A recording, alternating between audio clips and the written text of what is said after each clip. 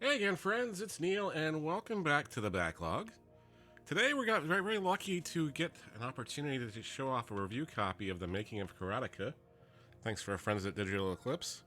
They were nice enough to provide a review copy, so I really like what they've been doing with these retrospective series. Of course, they did the great Atari 50th Anniversary Collection, which I still haven't got a copy of yet, but hopefully soon. Of course, they did the SNK Collection couple years back as well on the Xbox and various other consoles. But yeah, I really like what they've been doing with this Gold Master series as far as taking the original concept of the game with an emulator and then bringing up the remastered version of the game up to the 2023 standards anyways. So we're going to get into this and show you off a little bit of it today. So we're going to talk through the tutorials and everything and making of the masterpiece, Chapter 1 of Death Bounce. And we'll get you through the little tutorials. They have a lot of the video chats and everything else, and I really love those. Interesting way to get a little bit look at the history of the video game. Oops. I'll take you through the timeline. So, teenage programmer and prodigy Jordan Mechner didn't want to wait around to get into the video game industry. Now, when he had an Apple II and a rich dream of striking it rich, just needed a killer idea.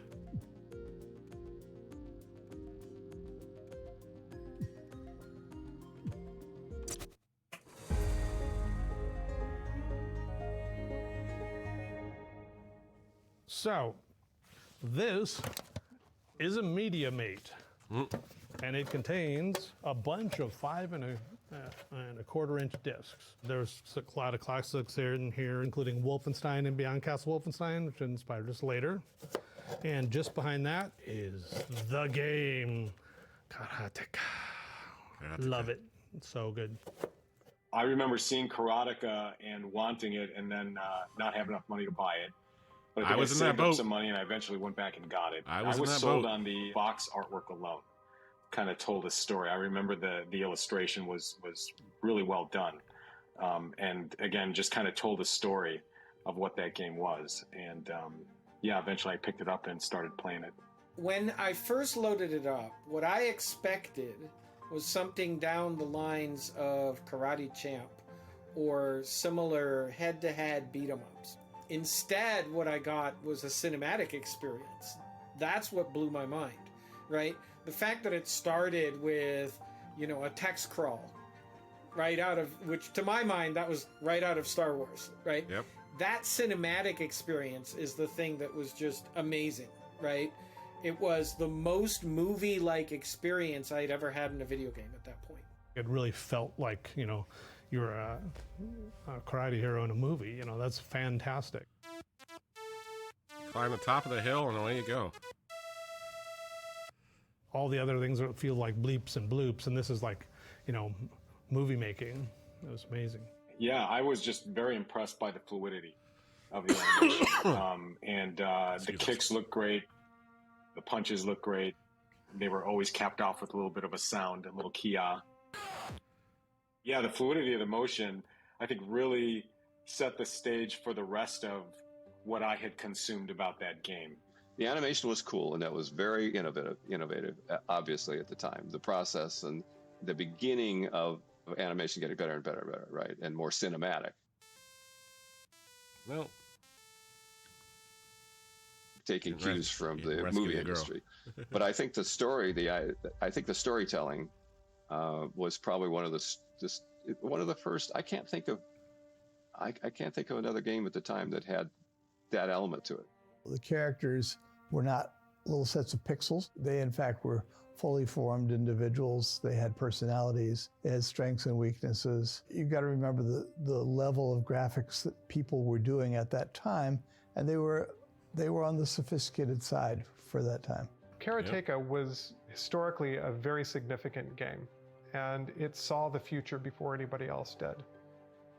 Part of it was because it understood the language of cinema, that visuals mattered, that full motion mattered, that human beings and characters and characterization, storytelling, and music mattered in a way that we take for granted now when we see games that are at least as complex as films. A common knock against a lot of game developers today is that they want to be movie makers. But gosh, you could almost look at Karatica as sort of the the original apple from the Tree of Knowledge there. Yep. It was really, in a lot of ways, the first game that put together fluidity of motion, cinematic shots, story arc, twists, filmic language, and pointed the way towards a marriage of film movie style storytelling and gameplay.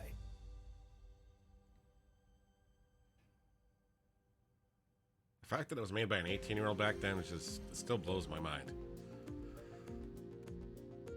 All right, we'll do one more chapter in here. But there's how Jordan was, born in 1964. But yeah, Karatica really, I don't know, I want to say definitely set itself above the rest of them. I remember playing Defender of the Crown a couple years after this, and you can just tell the same sort of cinematic style went into that game with Cinemaware. Excuse me.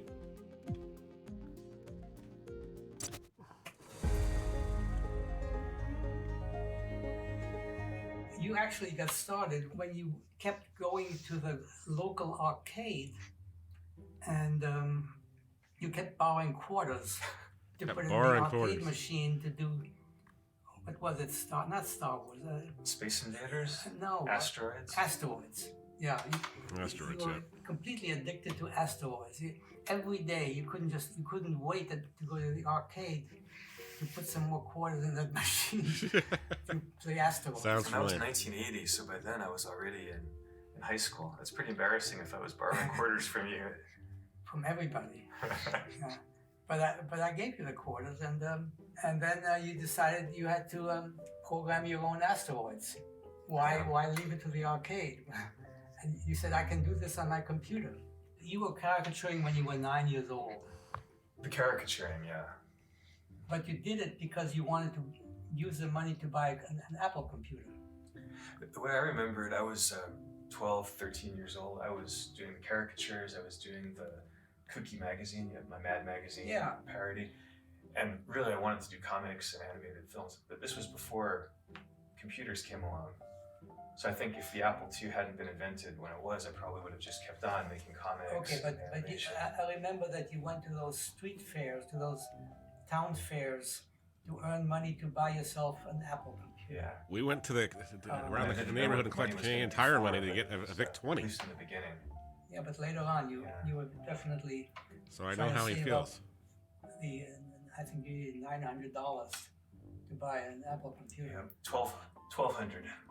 $1,200. That was the price. $12,000. Yeah, that's a lot of money. I think the VIC-20 was $600 something. That in today's money, multiply maybe by 6.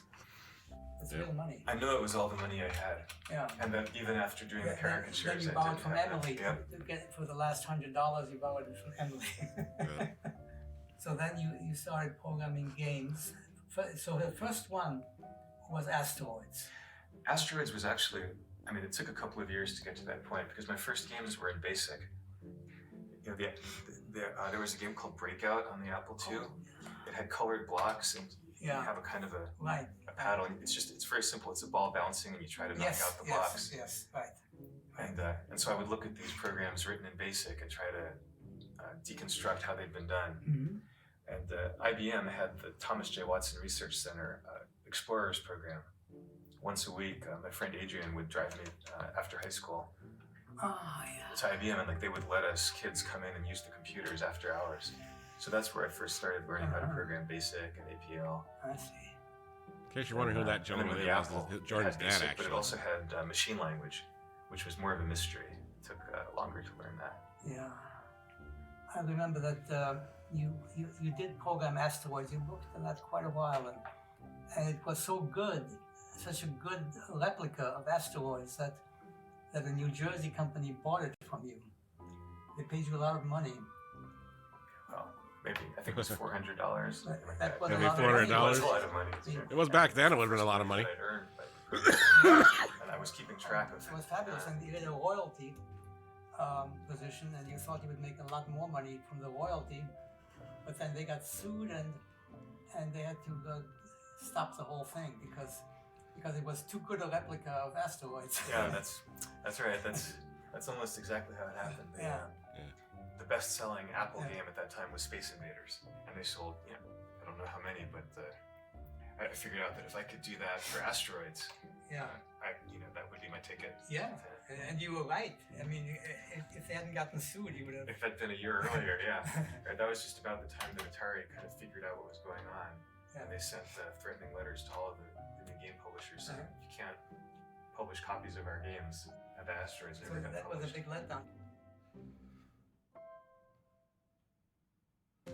All right, so let's get into some Karatica, actually. Well, this is if you guys get this on Steam, or if you get this on Xbox or PlayStation, definitely go through the documentary. It's a lot of great information in it.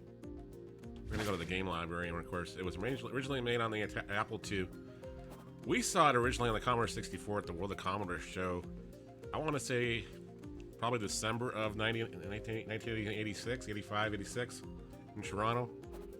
But yes, that's when we first saw it, and that's how we first played it, was on the Commodore 64. I think we had a bootleg version of it.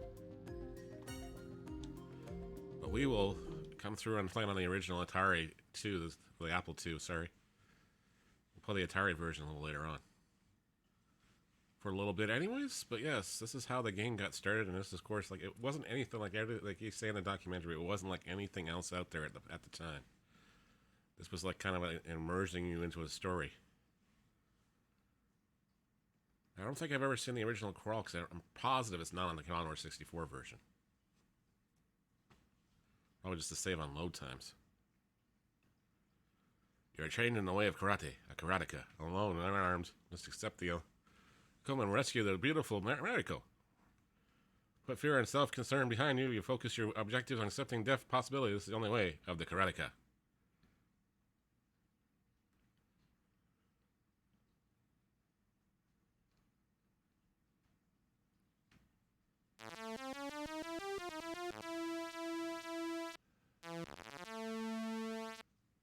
Not sure why the man with the eagle kidnapped his girlfriend or whatever, but that's beside the point. Americo.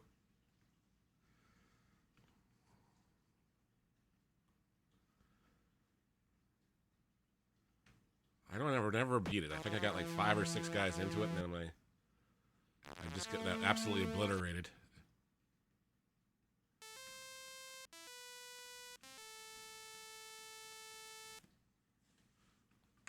Like, the Commodore 64 version does not have that intro. I know that for a fact. I would remember seeing that part.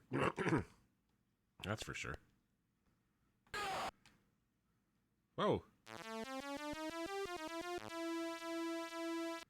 Did I just accidentally reset the whole thing?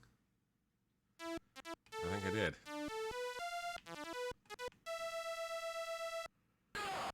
Yeah, we didn't have the music in the 64 version. I know that much.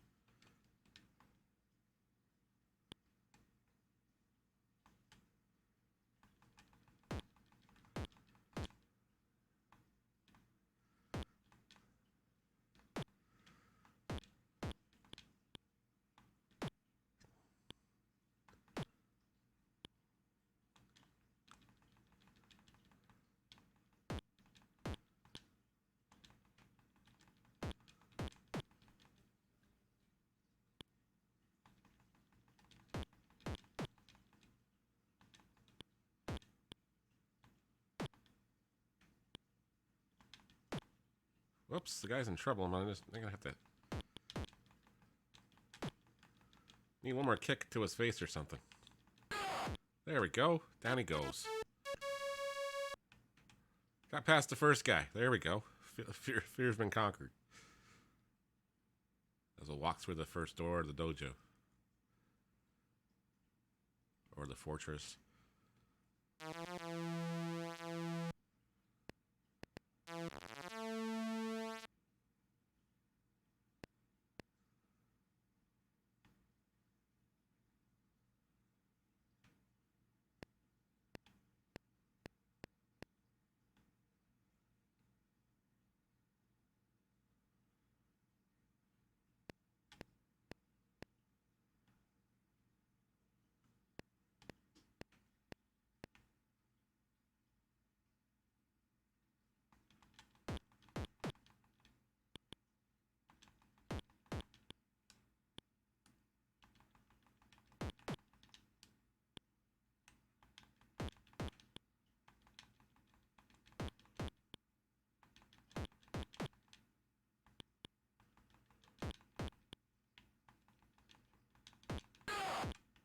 Oh.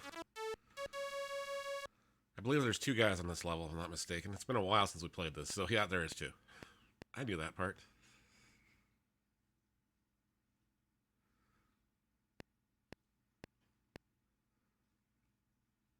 This looked like it was all motion captured at some point, somewhere, somehow, or at least the action were captured sprite by sprite.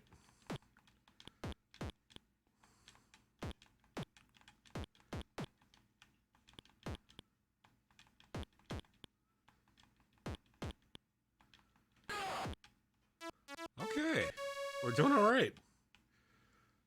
It's either the next guy or the guy after I usually gets my butt kicked against. But I remember we ran the paper routes, we ran... I think we even delivered flyers to get extra cash to play this, to buy this. And then we finally found one of my buddies had a bootleg copy of it on the Commodore 64. That we might have got through with some extraordinary means.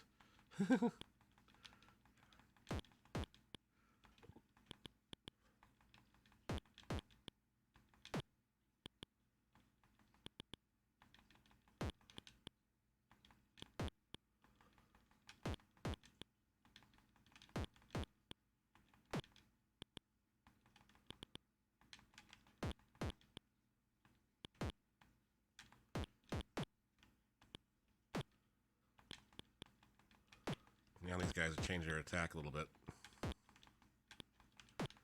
He's down to 1 hit point. There we go.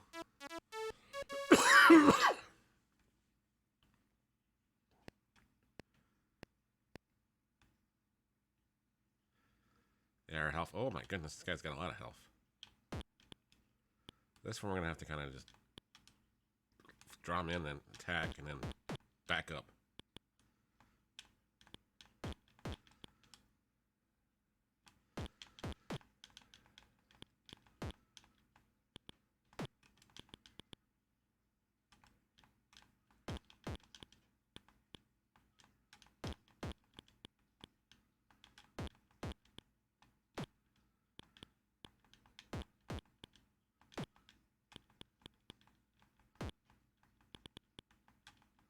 I could have sworn you used to know how to be able to punch in this one. Maybe it's just the 64 version you could punch. I think in the 64 button, if you tap it, it punches. If you hold down the button, it kicks.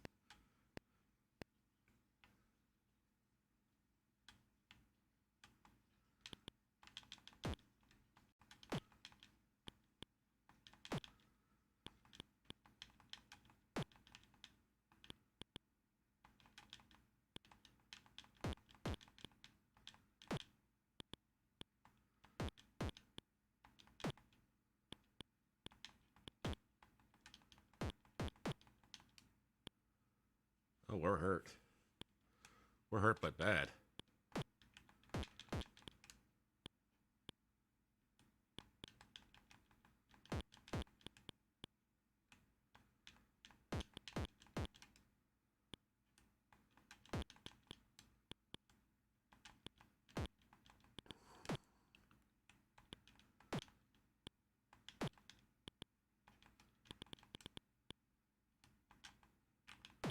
Whoopsies. That's not good.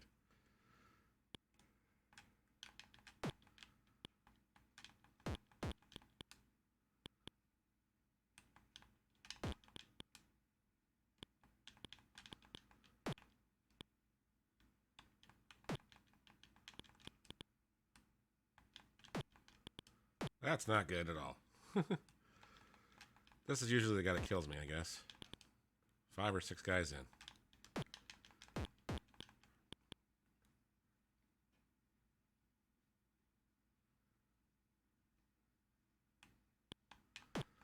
Oof.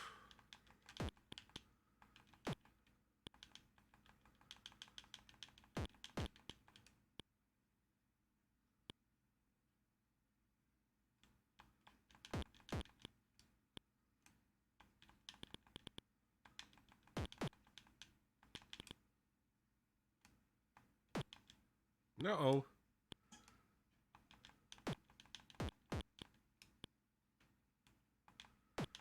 Oh, down we go.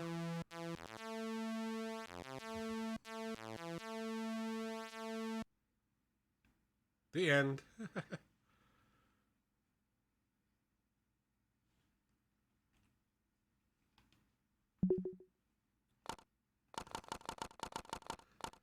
So that is the Apple II version of the game. Yes, I want to quit. That's the original origins of it. Of course, we played the Commodore 64 version, but we're going to give the remastered a look at it now here. See how it comes through as far as from our friends at Digital Eclipse here.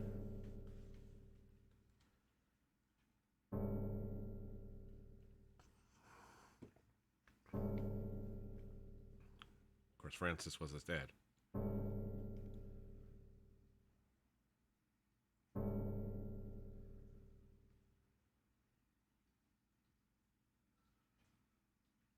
It's like night and day difference.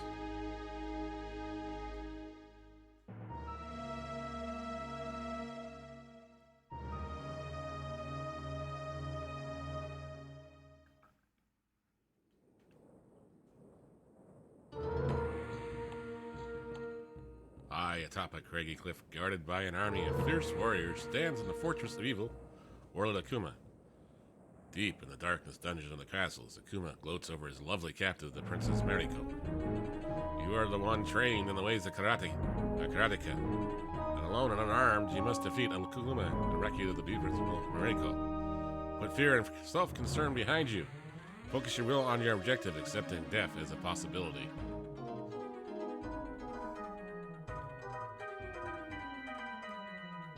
This is the way of the Karatica.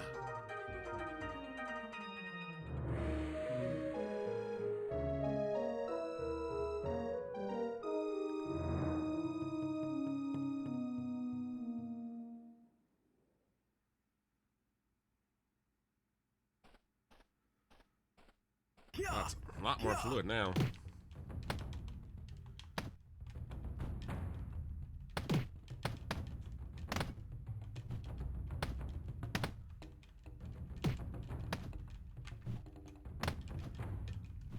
I'm in trouble already.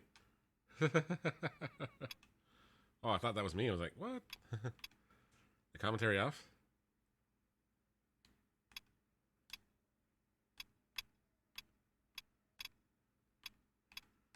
Let's give ourselves a fighting chance with some lives. 11's the highest. Okay.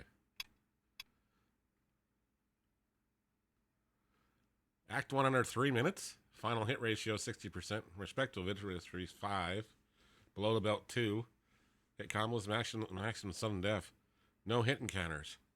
Victory under 15 seconds. You get 2 points and nothing personal.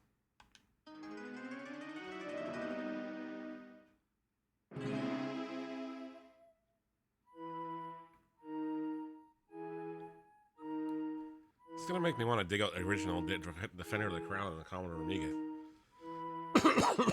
One of these days. Just the cinema style, the art style. Man, they really improved this, so.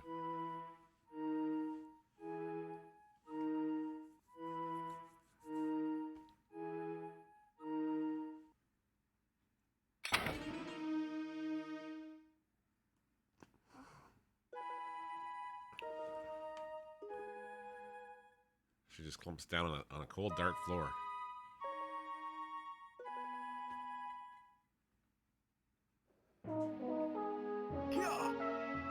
Intro, meet Mike. Hello, I'm Mike Micah, president of Digital Eclipse, and I'm here to talk about the remastering of Karatica.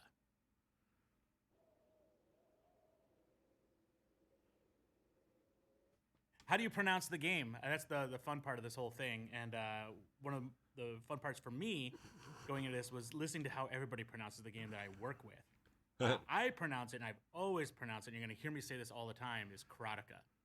But then I've heard people say Karatika, Karateka, and Karateka in other ways. But Karatica is the way I've said it, and I think I've run into more people who say it like I do than any other way. But honestly, ultimately, it's up to Jordan, and Jordan pronounces it, and I might get this wrong, but he pronounces it Karateka. Karateka. Oh, I've been saying it wrong all these years, too. Sorry, Jordan. Karatica is one of my favorite games of all time. I've even tried to port the game probably 33 years ago now, I think, when I was still in high school. to the Commodore Amiga. So I wanted to get back to porting Karatica. And approaching this project, one of the things that kind of excited me and interested me most was, and I think that a lot of that happened.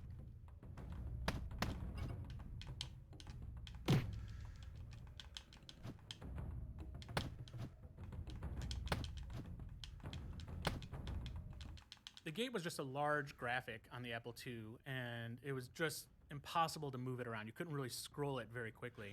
This is kind of cool. You can play while the commentary's on. It was a really iconic moment in the game because when you arrive at the castle, you meet the guard and there's the gate, and that's just like every screenshot of the old Karatica game is pretty much that. And because Jordan wanted to make it parallax, there's some interesting challenges here because I wanted to draw the gate like he would draw it on the Apple II. So I actually do line draws like you would on an Apple II. So that gate is not a 3D object. It's actually using the same kind of routines that Jordan used, but to draw it in a parallaxing way. So I wanted to approach it the same way that Shoplifter and Jordan intended to draw that gate, being parallax in 3D. So it's not a 3D object, but the other thing that came out of it was the gate served as a sort of break in the gameplay of the original game so it could show a cutscene. He mainly did that because he needed to load data into the game. And so it was a clever way to get data to load back and forth and use that break to take advantage of that. Since we didn't have that anymore, it seemed really odd to be going through this 3D gate and then have it stop and go to a cutscene. It just didn't fit anymore. So going back over the game and reading through the journals again, there was some more stuff he wanted to do cinematically with the game. Particularly, I believe, whether in conversation or in his book, he talked about having the guard start running toward Akuma to go tell him, and you see that. So this is an opportunity to have that happen. So when you get past the gate and you encounter the next player or the next enemy, when you take down that enemy, that's when the cutscene triggers, and you see the other one guard going the opposite direction to go run up to tell Akuma that somebody's arrived. And so I was able to capture that moment too. Nice.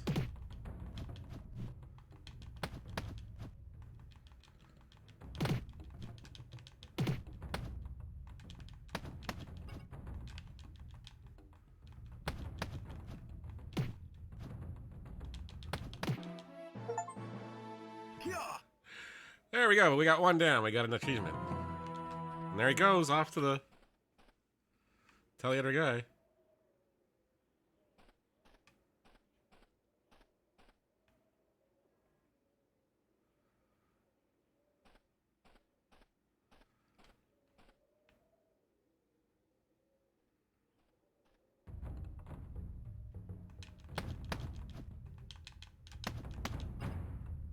If I approach this as it being just a modern PC remaster, that's already been done. There was already another Karatica that was kind of a modern take on Karatica.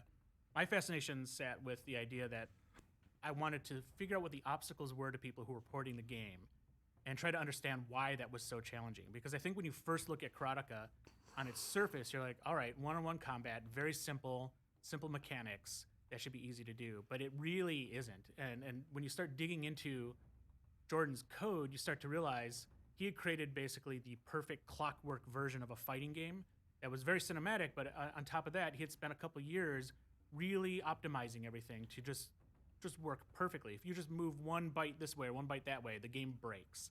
And it was like the ultimate optimization. For me to approach this then and try to port it, it's easy to do a port to a modern system because you can do anything you want. It's like, it's beyond the scope or the realm of anything else that you would need to worry about. There's no limitations, so you don't have to optimize.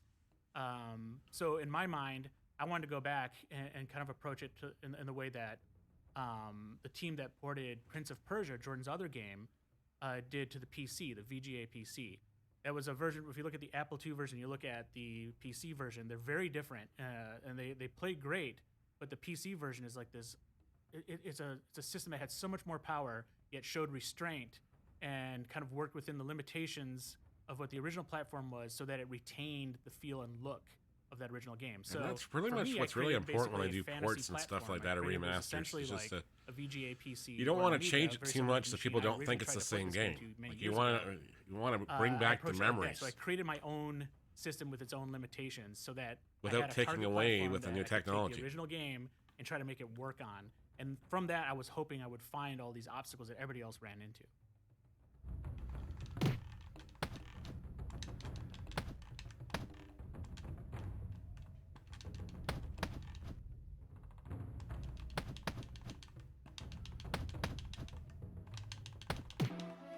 I think I just low-blowed that guy. Well, maybe not, though. See, now the cutscene makes more sense. Because now it's no longer at the gate. So go back. Fight him.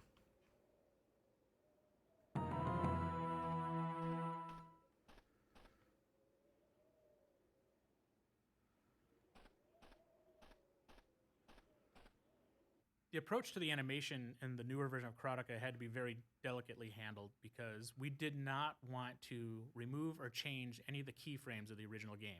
By doing that, it suddenly wasn't Karatica anymore. It really had to be his father, and everything else that he rotoscoped had to stay retained in there. So what we had to do then was to make sure that those were retained, but everything in between. And the best approach was literally going in by hand and figuring out the weight and the distance and the travel of every bit of motion and look at those frames back and forth until you could figure out a trajectory for the in-between frames and just by hand draw those frames in and hide a lot of detail in the white of his gi. And the other costumes in the game have a lot of movement there. And that's cool. Yeah, this guy runs for a while. There's a whole gate. There's a whole bridge there we never got to.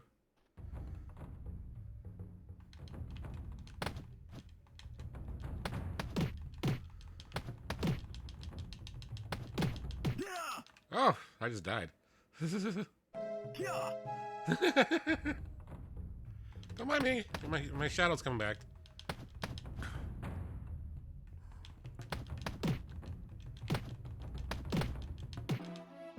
Victory is under 15 seconds. There we go.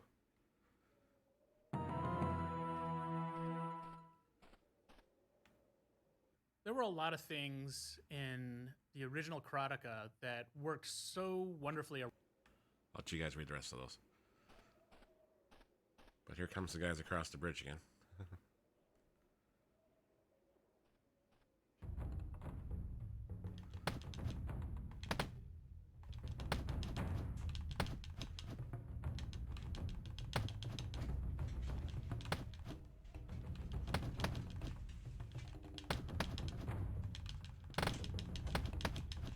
Sweep the leg, Daniel-san. Sweep the leg.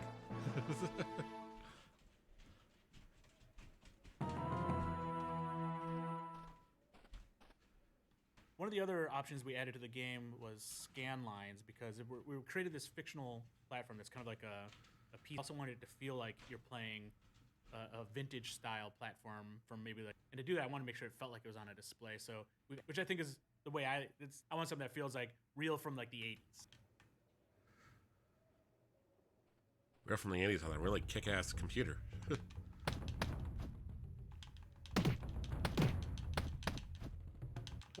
At some point, there was this alternate soundtrack. There's kind of like a rhythmic, musical thing that goes on during gameplay. That was kind of interesting because most of the game is quiet. And a lot of the reason for that is because the Apple II had a single speaker, and you had one byte that you can change, and it would tell the speaker to like move in or out, and you had to like generate tones by literally making the speaker move. And that's why the sound takes over the gameplay. So there's no movement when sound's playing and all these sorts of things. And so, okay.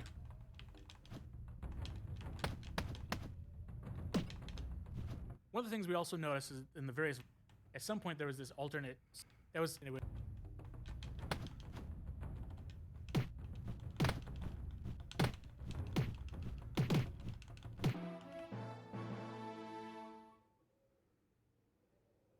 just barely got through that one.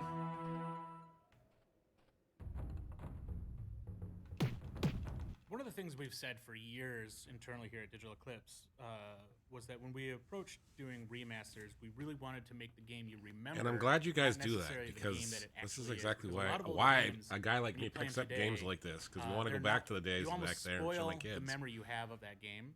Yep. Because it was a different time and there weren't advances in controllers and exactly. all those other things that one button. You got really good. Again, you got really good at a certain kind of interface, and those games were a lot easier to play back then. But now, this approach really, like with the Karatica Remaster in particular, the idea was to make that game you remembered in your head, not necessarily the game it was, because there were frame rate slowdown and all this other kind of stuff, that the issues that were kind of going on in that original game. This was going to run at a consistent frame rate, and it was going to have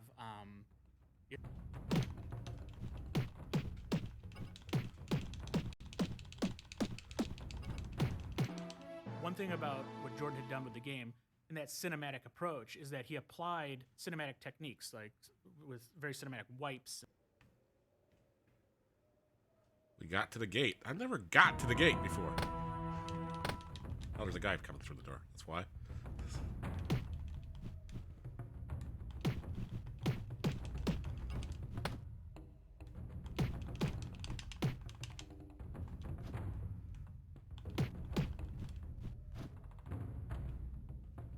I think Bart Sullivan's the only guy I know who ever got to the gate.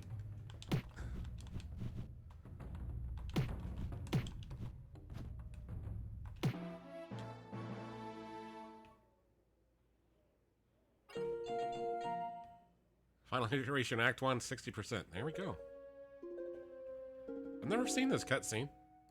In many ways, Jordan, at an early age, was obviously a genius because his approach to the AI.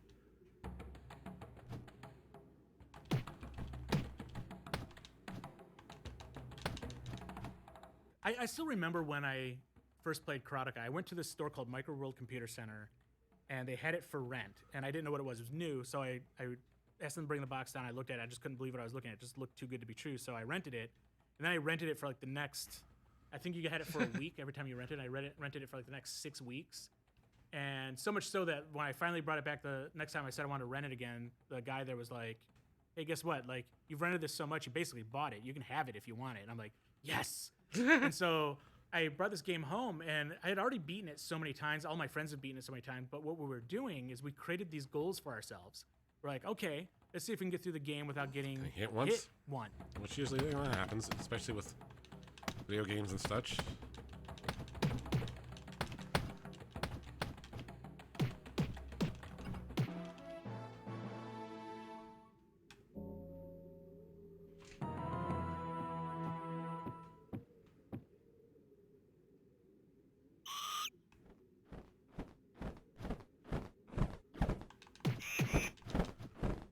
Crazy bird.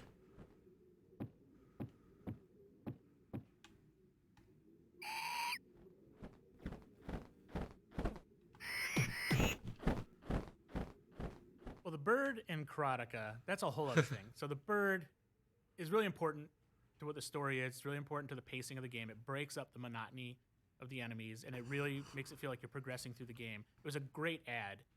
Whether the bird is an eagle, a vulture, or whatever. I always thought it was I an don't eagle. think anybody knows. I don't even know if Jordan really knows. I think it just changed along in production. But ultimately, it was one of the more challenging parts of the entire game. But it also played a role in the copy protection of the game as well.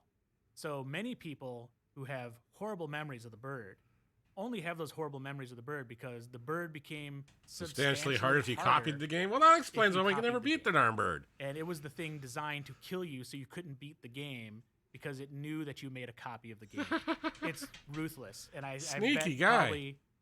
Probably 80% of the people who have this game right now who are listening to me are like, wait a minute, maybe that's why the bird was so hard. And it probably was because you copied it in Pirate. That's exactly what we were thinking. Why was the bird so hard?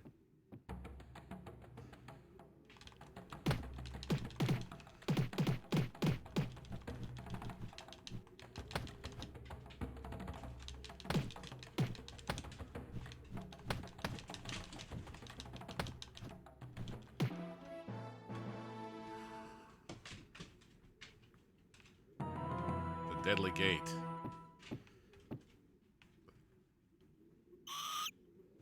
Oh, bird's back.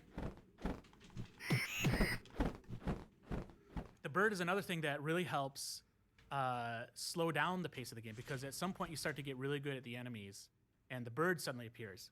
Now it's like chess. It has this compound effect of movement and things you have to kind of deal with.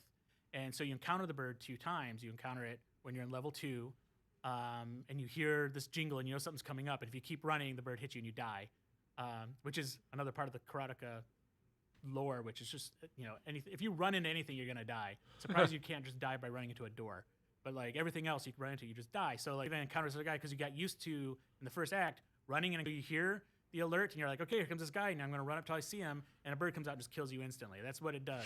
And that's yeah, I remember that part. Bart said that would happen all the time. I don't know why, because he had a copied game. We were kids. We didn't have the kind of cash to that stuff. We were 10 years old. We got that kind of money. During the production, I took a break working on the port for a little while because the rest of the product still had to come together, and we still had to put a bunch of stuff in as far as like all the artifacts and everything are in the project. So I was away from the code for a while, and I came back and saw the game with basically fresh eyes, and also other people started to play it again too, and I could hear through my walls the frustration people had with how many times they were dying playing the game. And one of the suggestions that had come from Chris Kohler, the editorial director on the project, was that he wanted to have multiple lives in the game because having one single life is just unbearable these days. Yep. While I personally disagree, I value. You earned them in already, sir. We need lives. One of the things I did was immediately allow you to increase the number of lives you have. And one of the suggestions that Chris had made was when you die, you should leave the player's body there and then spawn a little. You can pile your bodies if you want.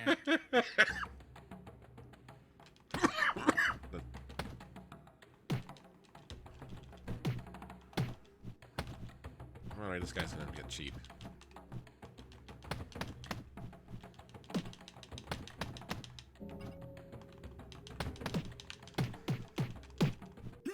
Oh! Speaking of which, we just died.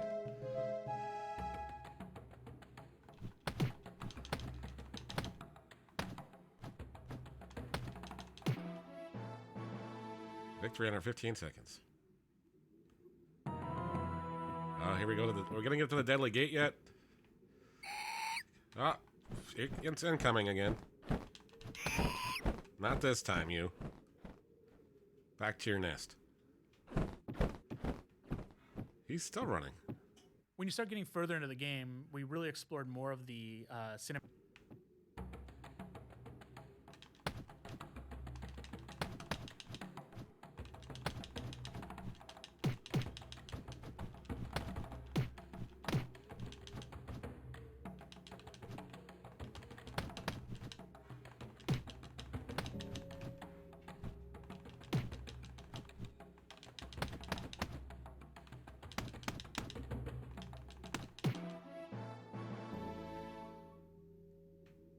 Cue the bird.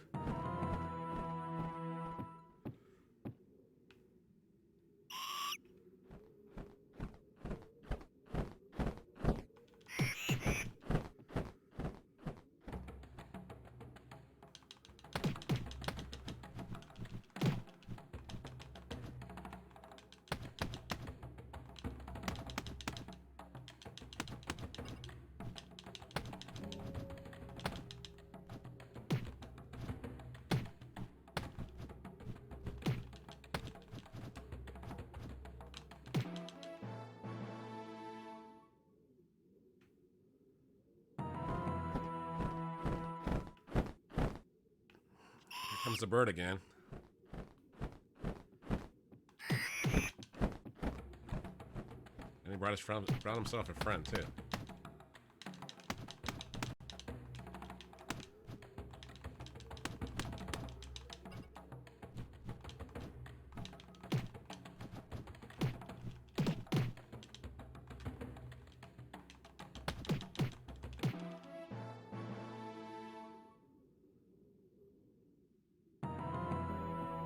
We're still not at this deadly gate. Oh, we're finally at the deadly gate sign.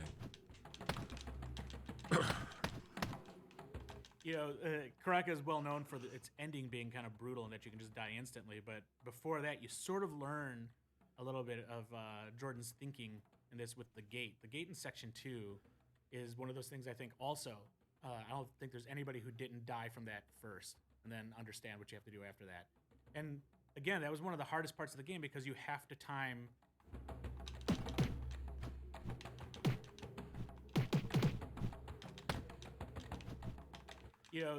Karatica is well known for the... Karatica is well known for the...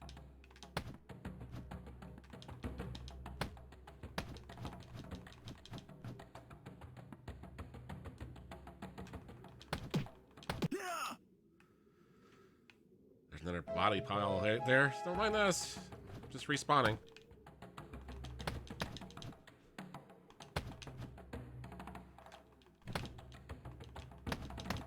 We can knock this guy through the gate.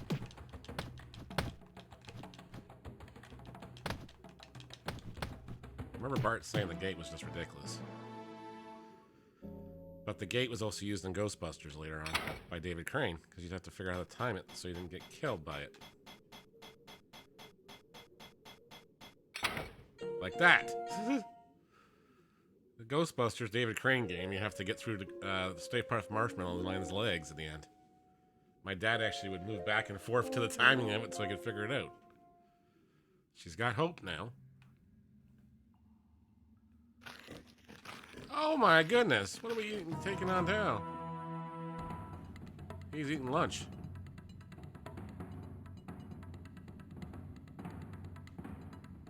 The long lost encounter. One of the more exciting aspects of working on this port of Karatica was the idea that we could go back and finish what the team originally intended to do. We're not gonna spill the... Whoa! Yeah. One of the more exciting aspects...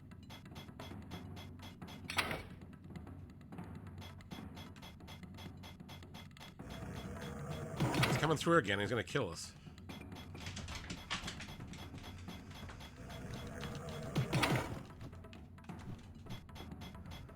Oh, we just stand back. Oh, I get it.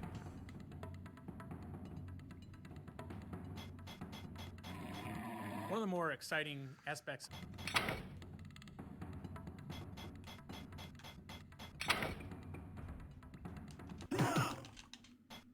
Then the leopard gets smart enough to...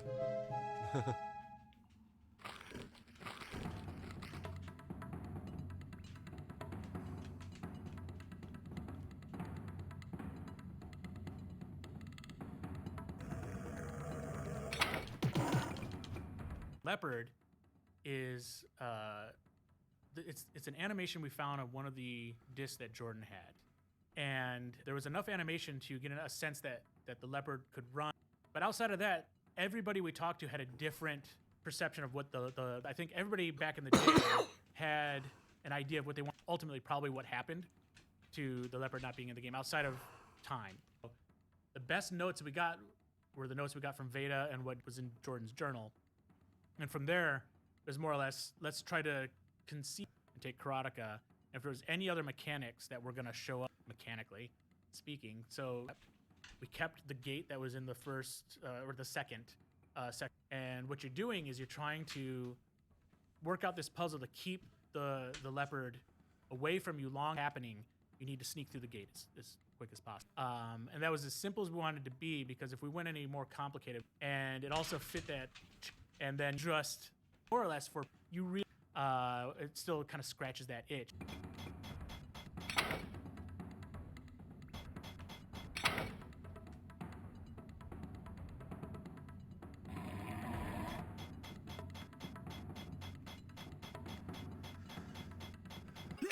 Oh!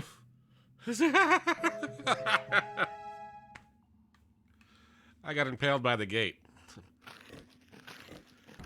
Thanks, Jordan. Thanks, team.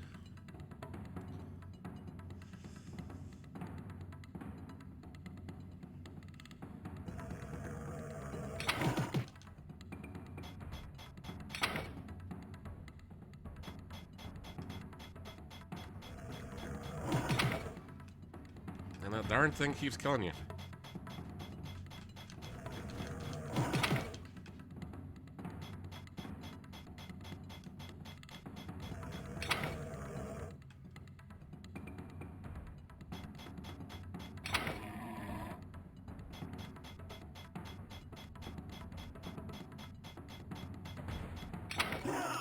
I was hoping to get impaled by the gate, but that didn't happen.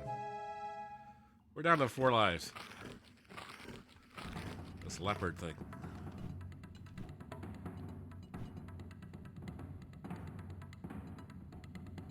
The body toll is just having it.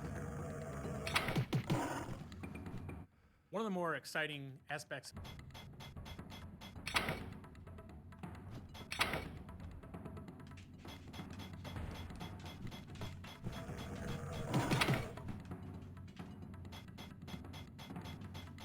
think we can kill it.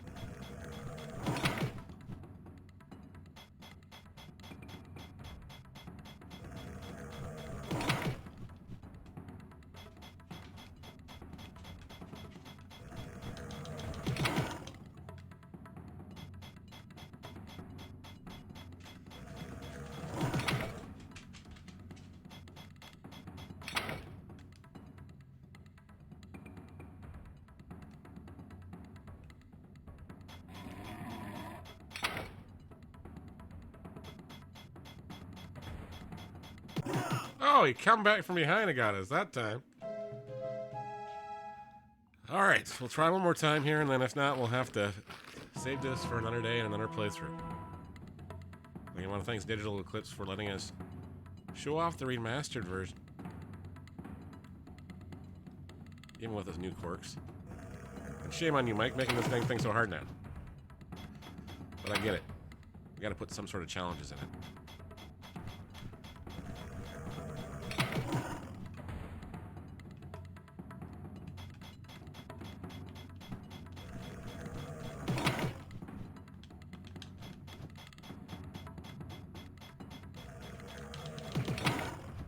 The bird wasn't challenging enough.